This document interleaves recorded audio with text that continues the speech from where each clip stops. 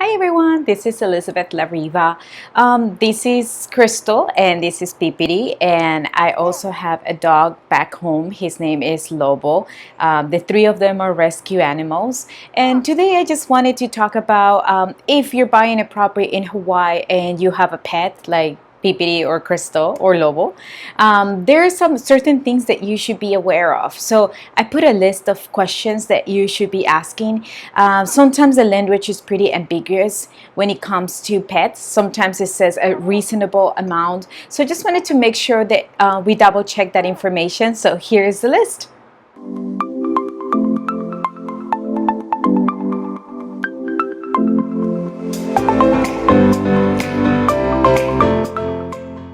So there's 7 questions that I always like to keep in mind if I'm helping a buyer that has a pet. So of course, question number 1 is we gotta check if the building is pet friendly or not. And if it's pet friendly, what kind of pets are allowed? Sometimes they allow cats or birds, but they don't allow dogs, for example. So that's something that we need to double check. At the same time, how many pets are allowed? Sometimes they allow 2 pets, 3 pets, sometimes only 1. So of course, that's something that is really important. If everything's okay, we move to the second question, which is there any restrictions on weight or breed of the animal? So sometimes you will find some buildings that will allow pets only up to 35 pounds, for example. So that's something that we need to make sure that, of course, you can move in with your dog.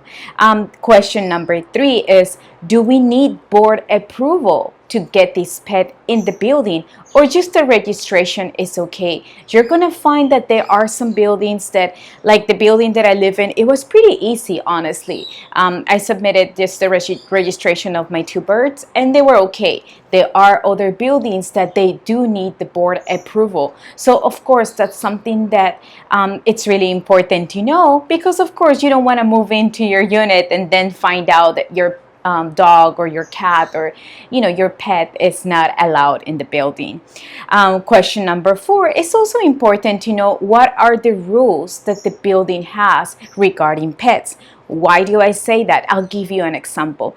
For example, there is a couple of buildings that don't allow the dog to be in the lobby, for example. So you would have to carry the dog if you're going to be walking in the lobby, or just, there's little strollers that you can use as well. But it's important that you know these rules.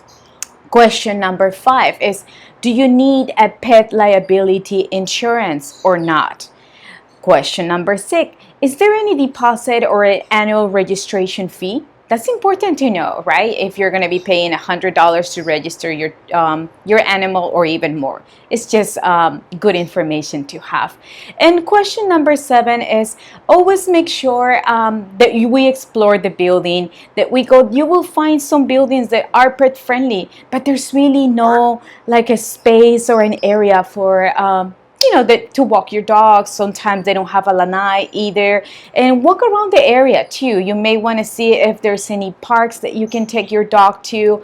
And there are also really good buildings that are really pet friendly. They actually even have a designated area, really nice yard area, like in the close to the lobby, where you can walk your dogs. So that's kind of nice. But yeah, those are 7 questions that I think are really important for you to know. So thank you for watching our video. Don't forget to subscribe to our channel and to give us a like.